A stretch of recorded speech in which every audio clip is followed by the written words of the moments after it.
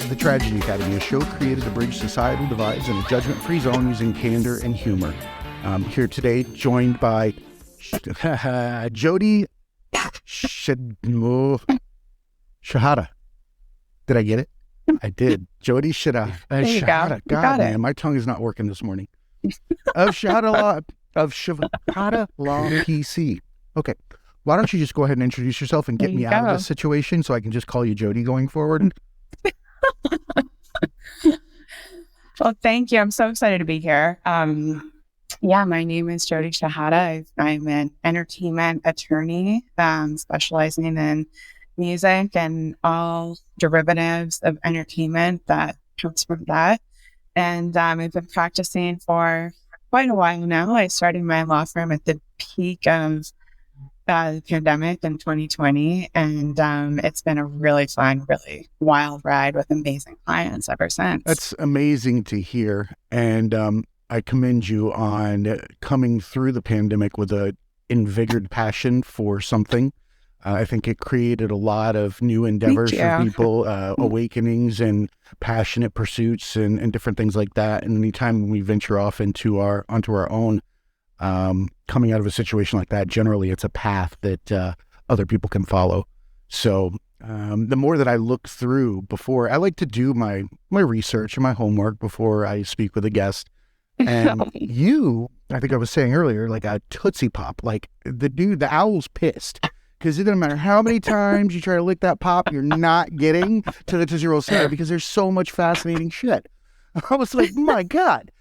As I was going through, because everybody will probably ask you about the artists that you've worked with, and they're insanely a big deal. I mean, LL Cool J, Jeanette Perez, Ryan Press, DJ Snake, who else? My God, like so many people.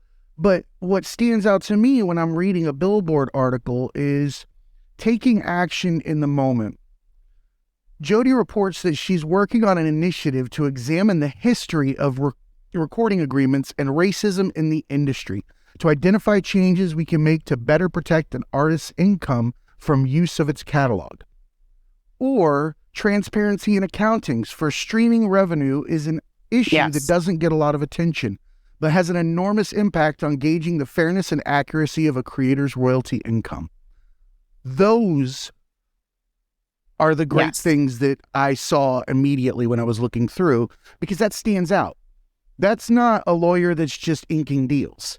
And I'll say that, most people would be impressed with the list of clients that you had and the deals that you're inking and want to know the background behind those, because you're working with Megan Thee Stallion, 21 Savage, DJ Snake, all these things that people hear those names and they're like, oh, wow, this is the elite, the coolest of the cool jobs. Yeah. Well, to clarify, my clients, I worked for years with DJ Snake at my previous firm, and then my clients at my current firm are kind of the magic makers that make music for Meg and Beyonce and Cardi B. Yeah, so absolutely. That's what I was waiting to hear, because the names that are there are the ones that are going to get people's attention. But I feel like your involvement with the music industry and the entertainment industry is not one of outside in. You're looking from the inside out, right? I see a creator advocating for creators, which is not the norm in these environments. Do you want to tell us why? Yeah, absolutely. It really goes back to me being an angsty young teenager when I was about 12. And I started playing the drums, and I just thought it was the most cathartic, best experience. To be a little cheesy, I was so inspired by that scene in Empire Records where Joe starts banging on the kit and he's having a really hard day. And I picked up the drums from that. And it was amazing. I played in jazz, samba, bossa nova. My inspirations were Keith Moon, Art Blakey, Dave Grohl, John Bonham, just these iconic drummers. And I worked in Amazing. a record shop. Yeah, it was so much fun. Yeah, I wish Gary was here because he used to work in a record shop in Vegas while he was in college and used to sell Cool. records and stuff to like Mike Tyson and people like that. But he's also a Amazing. producer, and I love music as well. So when I see your face light up as you're going through these names and you're explaining your involvement, that is what people don't see behind the stage. There's a collective group of people that love being who they are and creating what they create. And that is echoing through that artist that's on the stage. No disrespect to the artist on the stage. But I think now, with it being 2023 and the transparency that we have and how everything's created, we're starting to see that there is no one artist. The artist is the sum of their ability to collaborate with other hearts that have passion. Simple as that. 100%. It takes a village, 100%. You see these artists, these iconic, incredible artists on these stadium platforms, and, you know, being in the business, you see and know how much effort goes into that act from so many different people, creatives, business people, the team.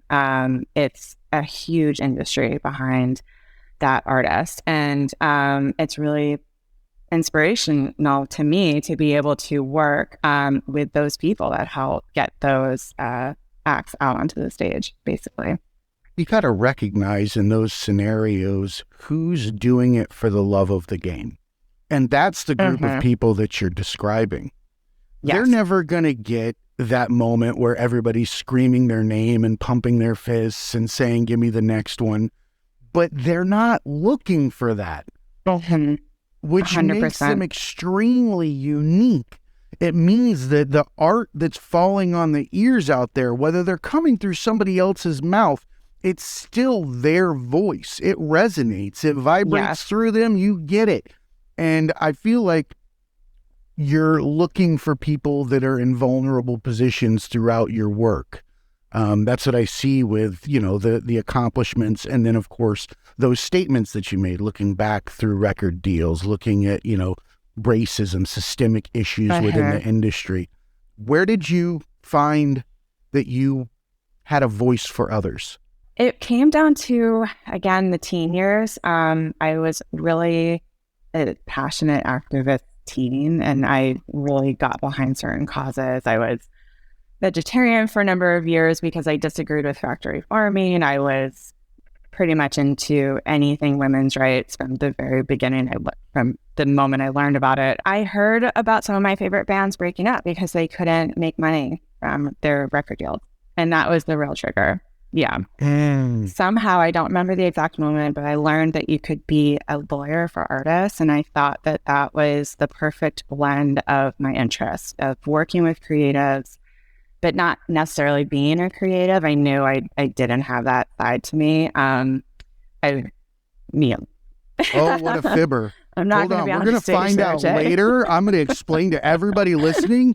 I would like to mark this moment where you said that and called bullshit, because you're an artist, and we'll discuss it later. I'm putting a pin in that. Okay, we'll come back to that. That was not true.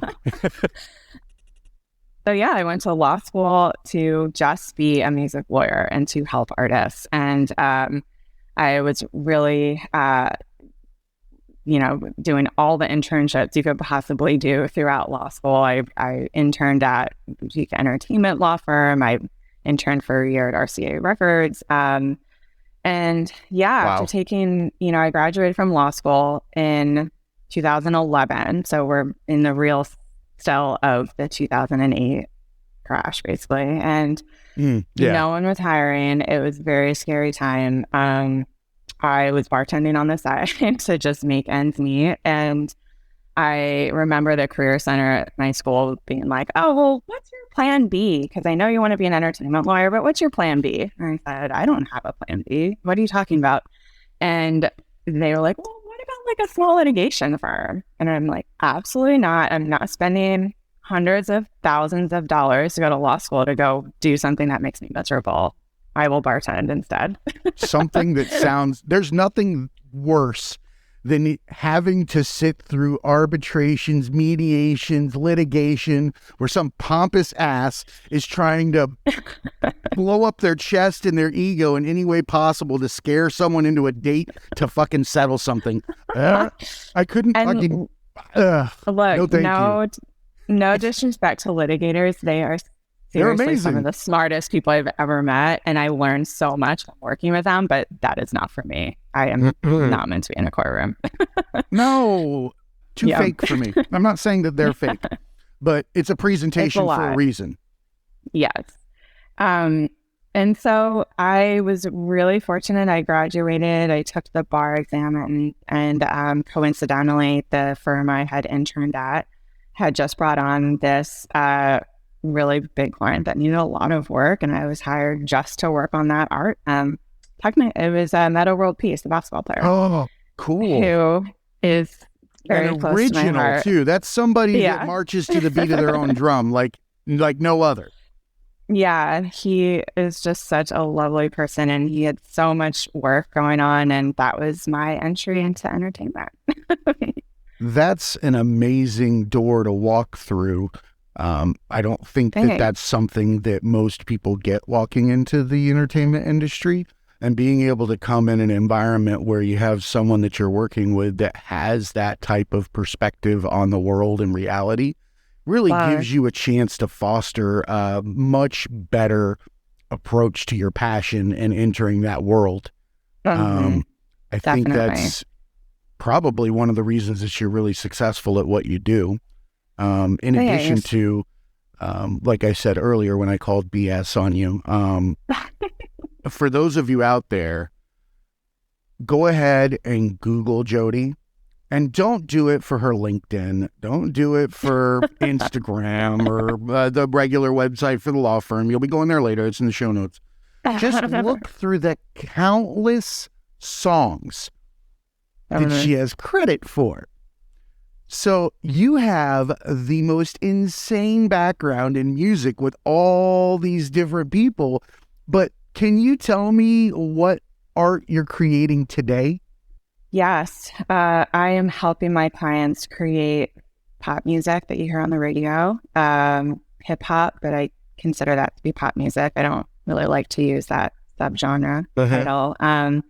And dance music. I represent Dan Mac Records and a number of other dance artists and DJs. And so that is, I help people make music that makes people happy. That's, I guess, my art. And running a business, which is an art in and of itself, and I freaking love it. And I, over the last few years, there's been a real wave of lawyers my level or some even younger going out on their own and starting their own firms, starting their own businesses. And, we've talked a lot about that. And that to me is also just so exciting for the legal industry in entertainment, because you see these young lawyers doing something different because they've worked at the big firms. They see, how things have been done traditionally, and they are trying to forge a new path.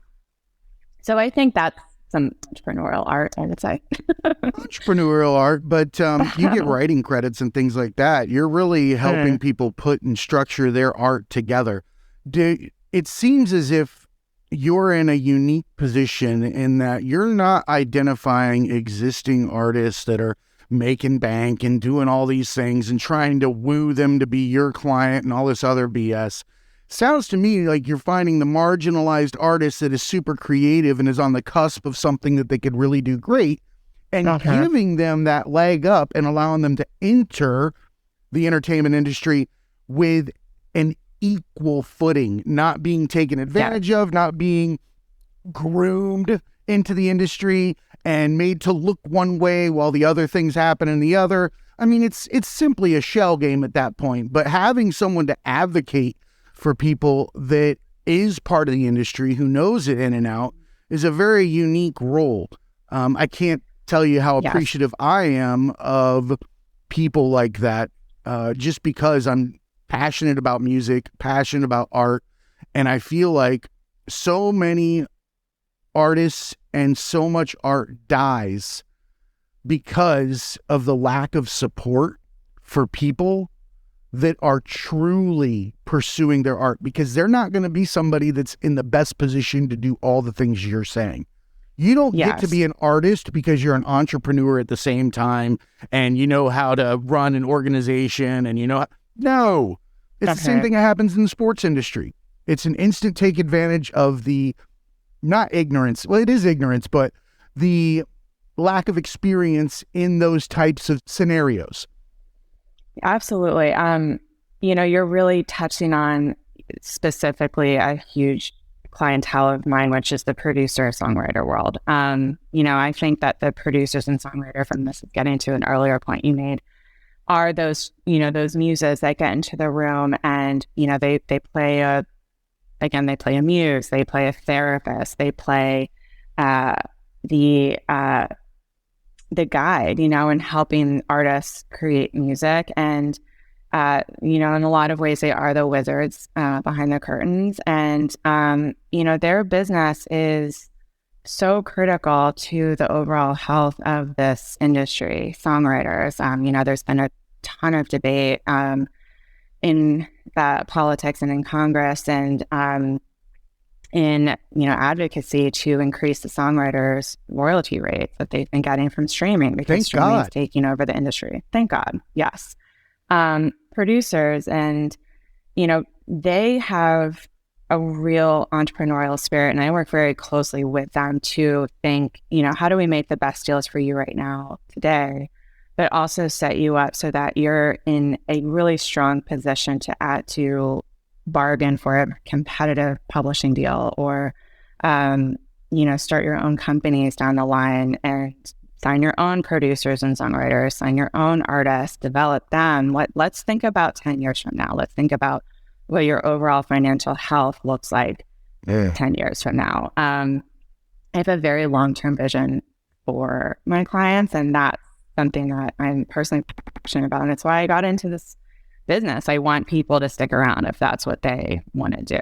And, that really rings very true with the producer and songwriter world. We have an upcoming guest, I hope, that I'm not going to mention just so I don't put some bad juju on it or something. Not that I believe in that kind of stuff. However, this particular person works with the music industry and has started something more recently with TikTok. You may know who this person is. For emerging viral artists that will have no real experience in creating a long-term career out of that initial exposure from probably their most passionate piece of art, because we don't catch on to the crap. We catch on to the one that they were most authentic in.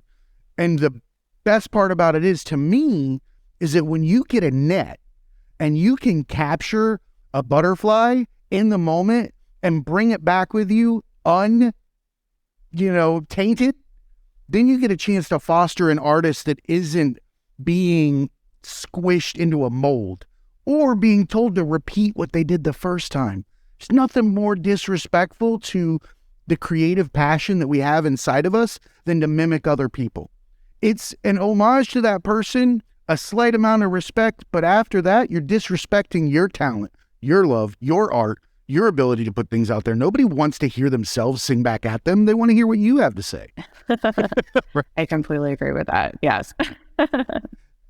And this is a crazy business in the sense that, you can put a song up on TikTok and literally the next day it's going viral and you've got a million very high profile name record labels reaching out to you. Everyone's trying to sign you, throwing, millions of dollars at you literally. And if you don't have a team, I really worry about that person's ability to weather the storm of what this industry can be. And I wouldn't have. It's a real issue that you really do have to think about if you're an artist and putting your music out there.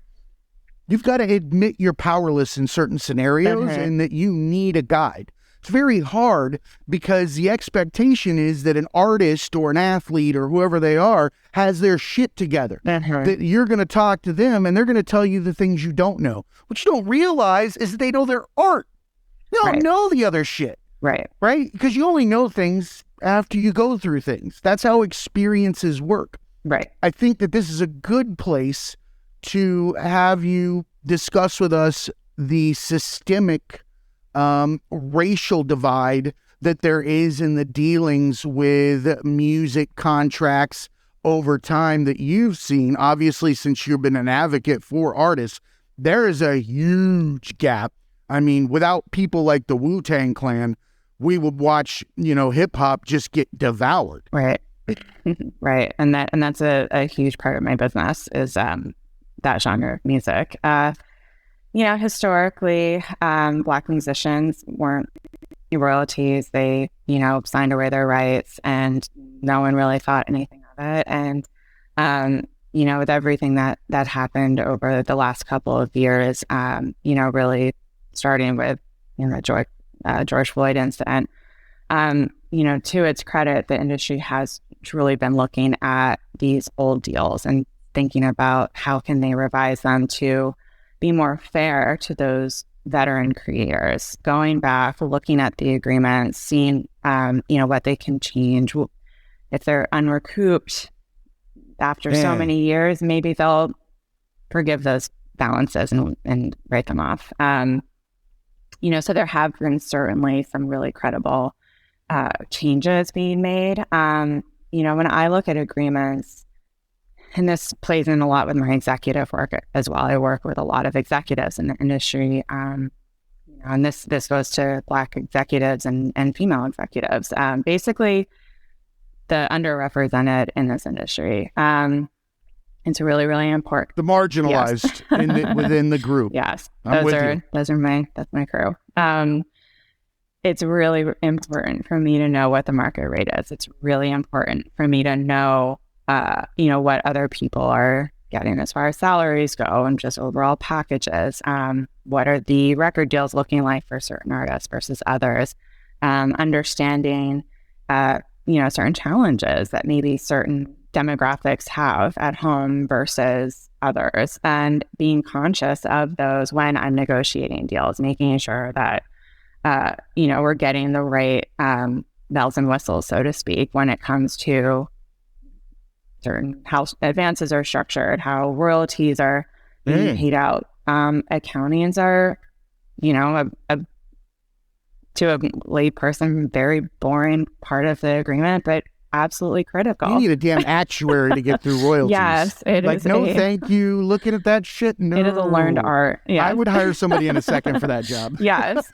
But that's really where the long-term wealth comes from. Those royalties, making sure that, you have transparency in your accounting, and something that we are really trying to fight for, because we don't know what the licensing deals are between the labels and the DSPs. And those are locked up under NDAs and you can't get it. They're confidential. NDAs are the devil, man. Sorry. NDAs are the devil. The way that, not just NDAs, but those agreements where you're not allowed to work with other companies or, you're not allowed to sell your art after the fact, even if it's your art or your art belongs to somebody else because you created it during a time frame. Doesn't matter if you were sitting on the toilet writing a fucking song. It belongs to them, which is not cool to me. That's my time. Right. Ownership, that, you touched on that. Ownership is a huge issue, a huge power chip. I, whenever possible, I'm really trying to have my clients own their works, whether it's the records or the underlying songs. To them, that gives them choices down the line where they can be selling their catalogs for 20 times multiples and setting up true wealth for their families for years and years to come. Ownership is critical for wealth building, and so that's another thing that I'm very conscious about, which can be a systemic, issue historically, is can these creators own their rights? Do they ever get them back? I mean, ultimately, it really comes down to the client. I advise them on what I think we could do, what I recommend. But at the end of the day, the client's the boss, and I am here to serve them. And I will, if they want to do a certain way, I will explain the pros and the cons, but ultimately I will try to get them the absolute best deal that I can. With all of this in mind of thinking, how can I better their situation, not just now, but 5-10 years from now. That's extremely noble of you to step into the shoes of someone that is taking on the marginalized people walking into the industry, because let's face it, there are two different types that come in. There are those that come from nothing, and then there are those that have the backing that are created. Like and honestly, the created artists are the ones that are copying old artists, and they're just a manufacturing system. So those people that are coming to your doorstep from those situations are not people that have the financial or fiscal responsibility nor understanding of any of the things that you're discussing. Yeah. It's super difficult coming from that. You become a parent at that point. Yeah. And you give a lot of guidance to somebody that would otherwise be in a Shark Tank. Exactly. I really do view my role as the guidance counselor. And I work very closely with the team, the manager, the business manager. To me, the team is so critical about whether or not this talent is going to have a long-term career. They should focus on their creativity and understand how their business works, and empower their team first make the right choice when it comes to a team member. Which is, like I said, the lawyer, the manager, the business manager, the agent. Those are your fundamental team members. And to build a really strong team around you, that's what gets you to the stadiums. That's what gets you to be a Max Martin or Dr. Luke. These people that are just got incredible businesses around them and continue to just turn out hits decades and decades later. And so that's an artist left alone is a machine for so much good shit. We've seen the artists that have had that team around them that you just described, right? That's the dream team. When those people in place are people that you understand and that understand you, and that it becomes a familial bond where everybody's looking out for everybody. 100%. That's unstoppable. Yeah. Look at people. Dre is a prime example of somebody who could hide himself from that business aspect and be an artist when it was time to be an artist. And he couldn't have done that without having a team. So, especially later in his career, because he was done, flushed, boom, and then came back like nothing happened. And you know what I love about Dre's story too, from the lawyer side, is that he has worked with a wonderful lawyer since literally he got started, and they are so close, and they've worked together for decades and gone through all of those developments together. And that to me, as a lawyer, that's what I aspire for with that type of relationship with my client, to see them grow like a path like Joy has. I love that. I love that you want that for the people that are sitting in front of you. I want to flip the coin for a moment. We're talking about the artists. We're talking about the creators. We're talking about the minds behind what brings us joy when we're walking around. And we've dedicated our mindful moments because we're not using them for ourselves. So what you're describing is handing away, or people are donating their mindful moments to the ears of the people that are not ready to find their own. And to me, that is a gift. And it's something that you're taking care of those people with. But I'm curious, when approaching the other side of the coin, there's a grouping of people, and I believe inherently that people are not bad. I don't think people are looking for hurting other people. They're only looking for what they've been taught for self-preservation. And I feel like a unique person like yourself gets an opportunity when sitting in a room with these two types of people, or going back and forth between rooms, however it's being done. Do you find yourself becoming an educator for empathy and understanding on the part of the artist to these people? Yeah, absolutely. I said artist. That was very weird the way I said I that. would say absolutely. When I'm representing the artist, I really do encourage people to try to be as fair as possible in their deal making. One, because, I've represented a lot of artists that have very, very competitive deals, and I don't necessarily know if that's great for them in the long run, especially if they're new artists, because it puts a lot of pressure on them to perform and to put the music out that resonates. And, it can put a lot of stress on the relationship between the artist and the label. If it's a huge deal and the music doesn't meet the label's expectations, and then that means there's less patience for artist development. And so getting back to your question about compassion and I try to counsel the artist, like, yes, you could get this amount of money in your deal. Is that the right thing to be? Is that the right move for your overall career, though? Like, is that going to be, are you going to be regretting that in 5 years from now?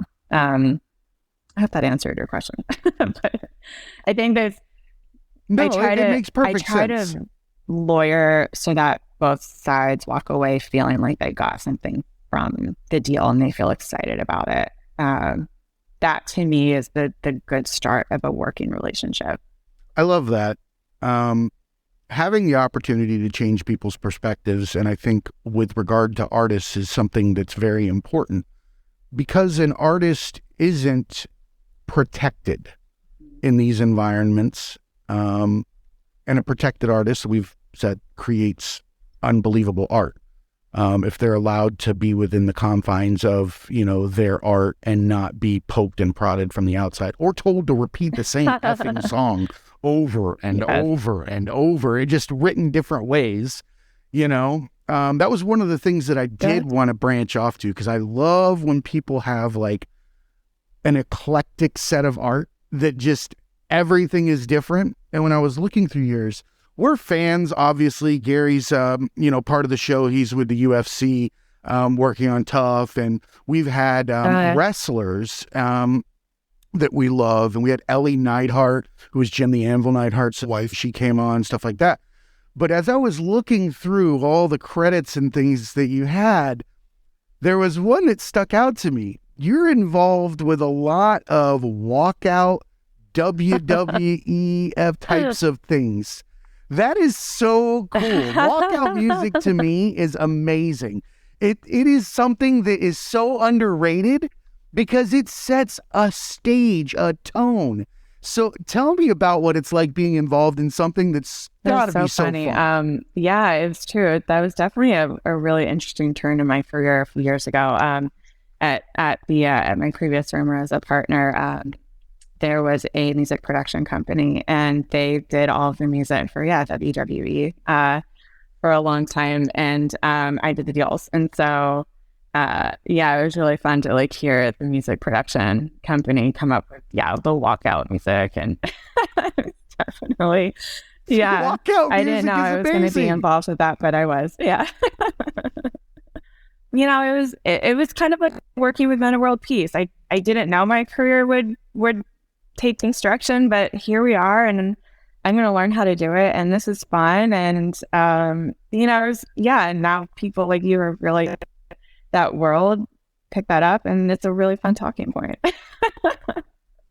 And I'm honestly more fascinated with wrestling now than I ever was, except for when I was a child. Loved it when I was a kid because it was a reprieve from shitty upbringing or scenarios. It was when everybody was happy. So you got happy, you sat in front of that TV, and nobody was fighting. There wasn't the other issues going on. That said, now I kind of strayed away from it for a lot of years because it had negative connotations to me for the people that liked it. I had a weird, bizarre mindset, right? Then, in my more recent years, revisiting it, looking at the entertainment industry and the different facets of things, and one thing that stuck out to me was that wrestling is authentic. Those are artists. The wrestlers, the people that are out there, the entertainers are special.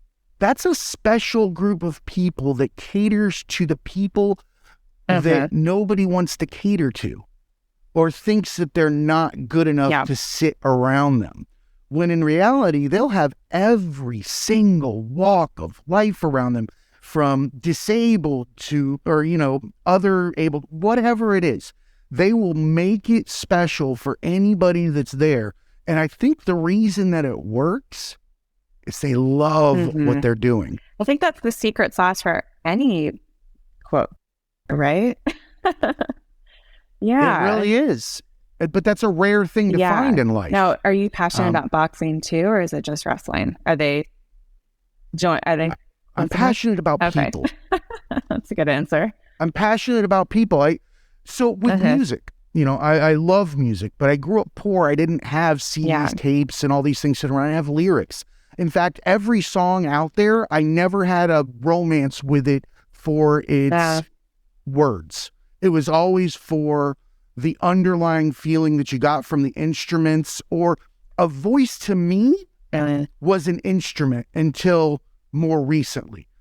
It went in with everything else, and if that person had passion that was singing in key with everything else that was produced, it didn't matter what they were saying. Yeah.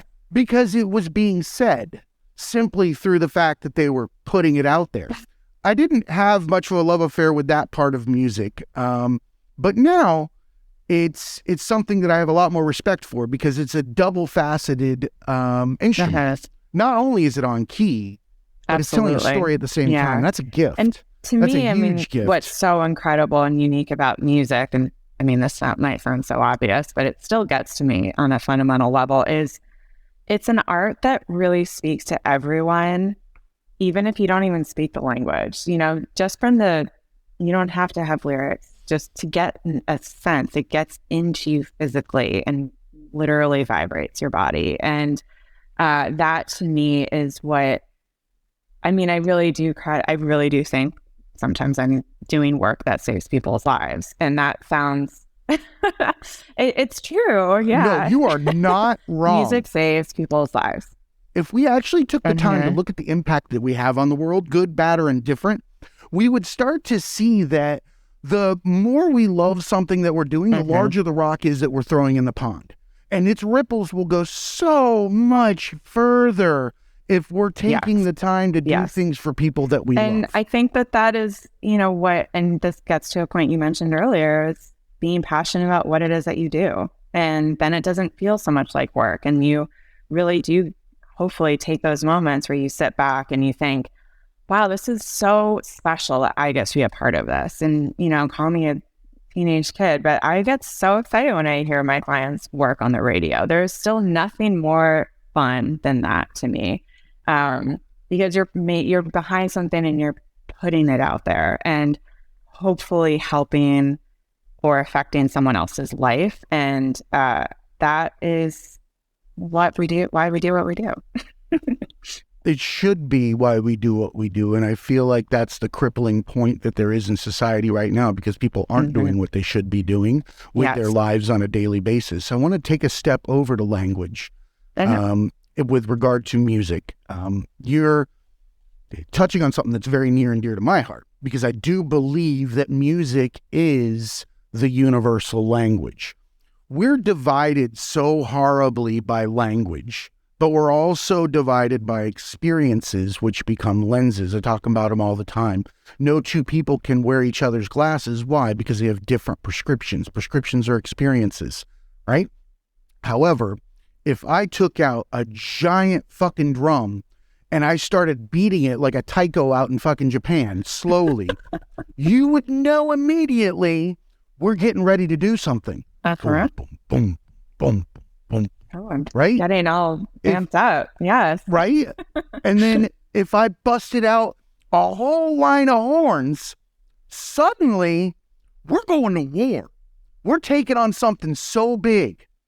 But then you pull out a violin and you put it down at a different level. Now you're in mourning. Or you're dancing around a fucking fiddle, right? Yeah.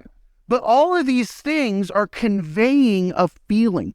We don't have to understand what the song is about. We have to understand what the feeling is. Yeah. The feeling is what the language is. It's the way that it influences how you feel in the moment. It allows you to respect the moment because music is only heard in the moment. Otherwise, it's a fucking memory. And I don't know about you, but I can't hear my memories. They call that fucking like crazy shit. Yeah. Right? So it forces you to be in tune with now. Now is the present. Present is aptly called what it is. It's a gift. Right? And we have to protect artists because artists are utilizing the now and giving us our future. Yeah. For me, I believe in my heart of hearts, those languages that I'm describing are also the ones that are going down in the books. The books are what we're following as a society. Entertainment that is created from the heart writes our future. Look around you. Everything that we see and do has been on a screen before it ever happened, or pretty damn close in time, right? So the onus is on creators to utilize the time that they're dedicating to their art to make something worthwhile. Yes. And I see you fostering the people that are putting out art that's worthwhile. When I listen to the lyrics of different things that you're behind, none of them are degrading. None of them are anything that make you feel like you're up against somebody else. It sounds like things that are happy, uniting. And nobody selects those people as their clients. That's not the norm. And I like to give guests that come on here that dedicate their time to other people the accolades they deserve, because we're not told enough that we're doing the right things for others, but you're also doing the right thing on a big stage. You're showing other people how they can navigate things, and I appreciate that. And teaching that language to everybody is one that will stand the test of time. That's why we play songs over and over again, because we need that moment again. It's why it's music is a time machine. Yes. Yes. 100%. Dude, I've been standing in so many 8th grade dances after the song come on. You're like, holy shit. Yeah. You're just thinking about a moment or that time that you were driving here or wherever it is. That honestly, to me, proves there's no such thing as time, but that's another episode. Because if it can resonate at the same level at any point in time throughout your life, it just means it's always there. It's whether or not you're accepting it, something you're reflecting on. Enjoy it while it's here. Yeah. It's so interesting to hear you say that from, having taken a macro view of the credits, really, because I actually didn't really see it that way. And thank you for sharing that, because that is really a nice theme in the work that my clients do. That, you're right. It is pretty positive, uplifting, good message music. And, it's not that actually was an intentional choice. I think that's probably just who I gravitate towards and it's who gravitates towards me. I mean, I'm, kind of a hippie in my off time. So so know that you've got a phenomenal clientele. Oh, thank you. That should tell you anything, that you've got a laundry list of people that are doing good things. Yeah. That's probably, again, why you're successful. It's been a good, I've been really lucky to work with some really amazing people over the course of my career. And, that I'm not working with them now. There's so many wonderful memories of what we were able to accomplish together. And no, it's so exciting. And, continues to be really exciting. I mean, my clients are doing really... one of my clients just had a new single come out last week with Gochi, and it's such a great song. No shit. Yeah, Gochi's in Florida, Tampa, right? I think so. Was out here. This client, Jay White, he produced the record, and he's so gifted, Jay White, and so you can hear his keys, and then he's got some vocals towards the end of the song. So it's, you know, it's just another thing. I love it. We're playing a song on repeat and it just sounds so good. My wife will repeat the shit out of a song like nobody's business. My God, dude.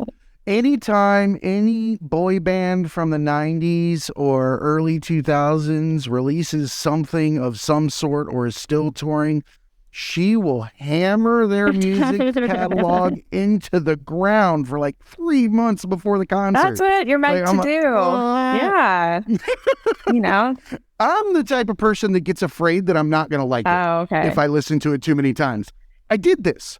I call it the Golden Graham phenomenon, right? In my life. I grew up with next to nothing, and one thing that kids prize a lot as children from my generation was cereal. Oh. Cereal was the fucking jam. It came with a prize. True. It was elite. It was everything about your morning. Yep. Oh, yeah, the box. And you didn't want the one that had the fucking dot to dot on the back. You wanted one with a legit toy in it. I didn't get either one of those. I got bags. I got bags of like puffed wheat, you know, that said nothing. Like no flavor, just eating like a bowl of floating oats or some shit like that. So when I joined the Army, I got myself a paycheck. The first thing I did, I remember I had had Golden Grams at somebody's house before, and thinking that it was the most amazing breakfast I'd ever had in my life. I was like, this shit is so good. And I went out and I bought so many boxes of Golden Grams, and I ate them and ate them. Oh, hell no. I couldn't look at a graham cracker for like a fucking year. If I went to a church Sunday school, I would have slapped every fucking cookie in there. All graham crackers. I was like, I just couldn't do it. Like, it was awful. So I can't play something over and over because I'm afraid that it's going to become a Golden Graham. Gosh, and then I'm not going to eat it for a while. So if you're an artist out there, just know that I'm not listening to you. I'm sipping you like fine wine. Well, I like you so much. I'm not going to listen to you a lot. Exactly. I know that sounds weird, but it's true. I get it. I save artists. Artists become a blanket for certain emotions, or a catalyst for an emotion. And those songs can be the one where you just broke up with somebody. You need that stupid crying song that breaks you down like a shotgun, and you just lay there, you know, or you need that moment where you can scream bloody murder to a song without nobody looking. And those are those voices that are being provided to us. Heart is derived from heart. Yes. That's why artists are so important. Yes. I appreciate you.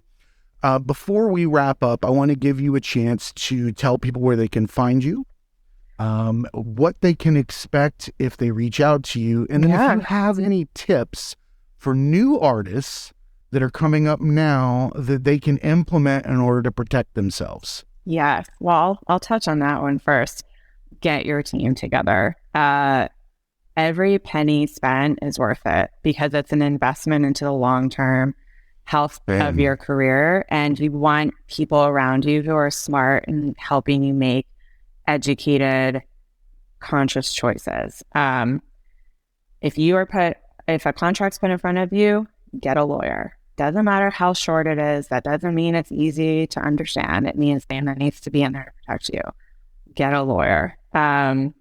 You know, I would say team is absolutely everything when it comes to the business of music. And it is a business. And you have to think about that. And, you know, if you want to get to a certain level of being an artist. So that's definitely the takeaway tips. Then my firm's based in Los Angeles, and you can find me on, we've got a Instagram handle at Shihadeh Law, and the website, shihadehLaw.com. And you can reach out to that website. There's a little message contact button there. And love to, and we're here. We're a powerful, dynamic little team. And obviously we really care about what we do. So I love that. Get a lawyer. I completely agree with you. I can wholeheartedly understand that if I had been given a chance to exercise my creativity and my art from the beginning, I would have screwed myself so bad if I started walking through that at 18. I wouldn't have done anything right. I would have screwed up everything. I would have been a narcissist with a voice or a gift, because that's all you are at that time. You don't care about anybody else when you're 16. Hell no. I know. And that's one of the challenges too about the industry, is that it's a young industry, and it continues to be a young industry. And you're dealing with, in some cases, children, and literally doing deals. So, guys, creatives out there, don't just get a lawyer, get an entertainment lawyer that knows what they're doing, and not just someone who's looked at like one deal. Not worth your time. Do not get into that deal that is going to stall or kill your career because you're stuck in it forever. I've seen that happen, and it's awful, and it's really sad. So yeah, don't cheap out on the lawyers. You definitely can't. And I'm going to leave one last piece of advice, because I talked to somebody yesterday about this, and I like filters. I used to look at things that people judged me about. And artists and creators tend to be the most eclectic people. They will do shit to themselves, look different than anybody else. They'll walk around to the beat of their own drum. And while we like to assume that our choices are an expression of ourselves, and they are, they're also a way to keep assholes out of your life. So if you're the artist that said, you know what, I want a diamond under my right eye, and it's going to have flames coming out of the corner of it because it's fucking cool, good for you. Anybody that doesn't like your flaming diamond under your right eye is a dick. They're a bad person. It's a filter. Just turn around, walk away. They're telling you to change your clothes. They're telling you to sing a different song. They're doing anything. Your art is yours. It is your expression. Fucking tell people to go away, get lost, and move on to somebody like Jodie and her firm. Yes. Thank Sorry, you. I get a little ranty every now and then, but I want people to know. Yes. So thank you so much for being on. Yeah. Thank you for having me. This was so much fun. So nice to talk with you. It was absolutely amazing talking with you. And remember, everybody, be cool and keep learning.